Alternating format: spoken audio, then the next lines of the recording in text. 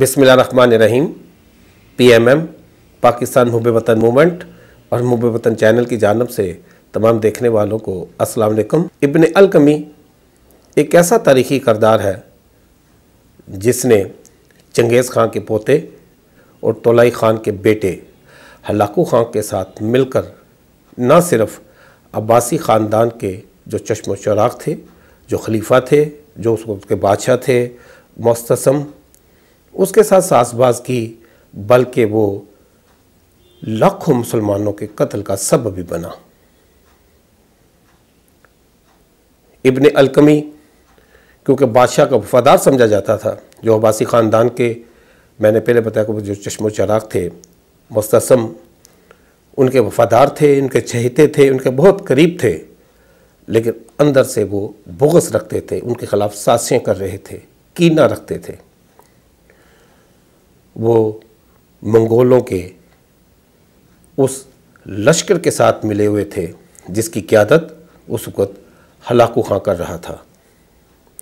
वो किसी न किसी तरीके से बहाने से बादशाह सलामत को यह कह के उनके लश्कर में लेके चला गया कि वो आपकी खिलाफत के लिए राज़ी हैं, लिहाजा वो एक मुलाकात करवाना चाहता है।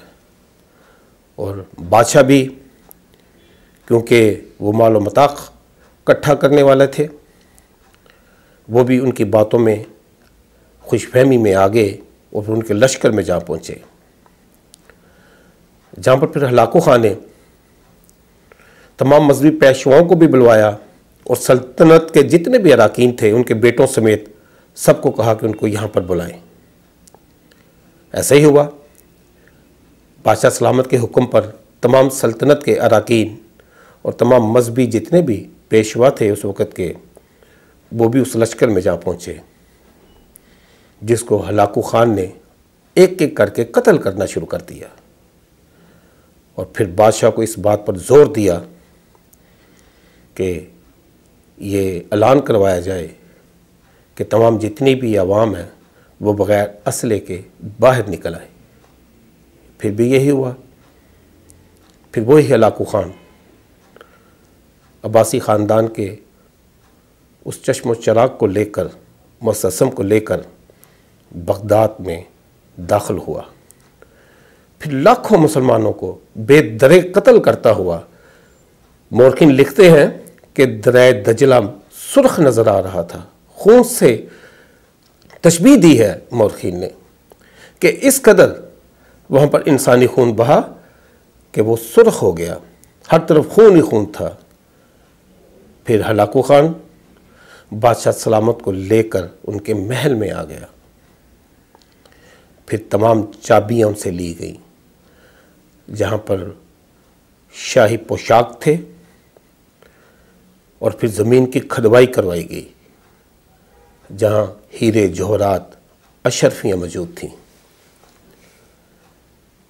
हलाकू खां को इस बात का इल्म था कि ये जो बादशाह सलामत हैं ये बड़े नाजुक मजाज के हैं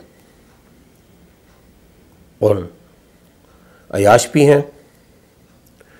उसने बादशाह सलामत को ज़ंदान में कैद करवा के यह कह दिया कि जब तक बादशाह सलामत को भूख ना सताए तब तक उन्हें कैद में रखा जाए। ऐसा ही हुआ। बादशाह सलामत मुस्तसम उस वक़्त के बादशाह थे, उनको भूख सताई। बताया गया कि हलाकू खां को कि वो भूख से तड़प रहे हैं, निढाल हैं। तो उसने फिर एक ट्रे सजाई जिसमें एक प्लेट में हीरे, एक प्लेट में जौहरात, एक प्लेट में अशरफियाँ डालकर बादशाह सलामत के आगे पेश करवा दी। बादशाह सलामत बहुत हैरान हुए कि वो इसे कैसे खा सकते हैं, जिस पर हलाकू खान ने यह कहा कि अगर वो ये खा नहीं सकते तो फिर जमा क्यों किया, वो जमा क्यों करते रहे हैं और उनकी आवाम भूखी मरती रही है। उनके फ़ौजी जितने भी दस्ते हैं वो तंगदस्ती में रहे हैं। अगर यही जो जमा किया हुआ पैसा अपनी आवाम को दिया होता, अपनी फ़ौज पे खर्च किया होता, अपने सिपाहियों की खुशहाली के ऊपर इस पैसे को खर्च किया होता, तो मुझे कभी भी यहाँ पर फतह शायद नसीब ना होती। वो मुझसे लड़ते, जिस पर बादशाह ये कहकर खामोश हो गया कि यह किस्मत का फैसला है। तारीख लिखती है कि इब्न अलकमी ने यहाँ पर भी साजिश की और हलाकू खां को कहा कि इसे तलवार से ना कत्ल करें, बल्कि इसको कालीन में लपेट कर एक सतून के साथ बांध दिया जाए। उसकी बुग़्ज़ का अंदाज़ा देखें कि जो कौमों के गद्दार होते हैं वो किस हद तक नापाक भी होते हैं।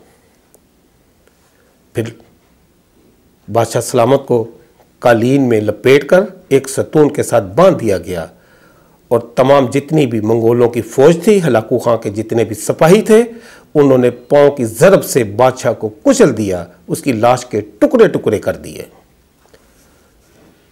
यह वाक़या आपके सामने रखने का मकसद था कि जो गद्दार मिल्लत होते हैं या जो अयाशो अयार हुक्मरान होते हैं, उनकी वजह से बेगुनाह आवाम का भी कत्ल आम होता है। इसकी सज़ा इसलिए उनको मिलती है कि वो चुप रहते हैं, खामोश रहते हैं।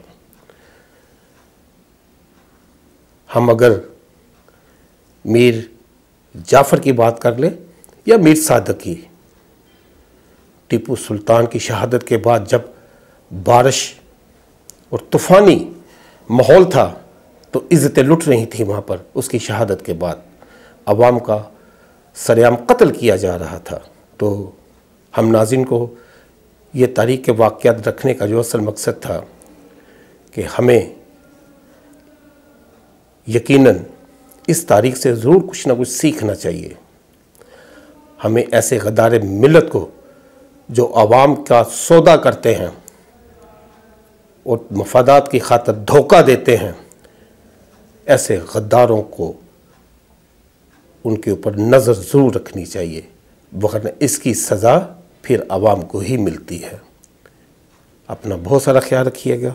मुझे इजाज़त दीजिएगा। वाखिर दुआना अल्हम्दुलिल्लाहि रब्बिल आलमीन।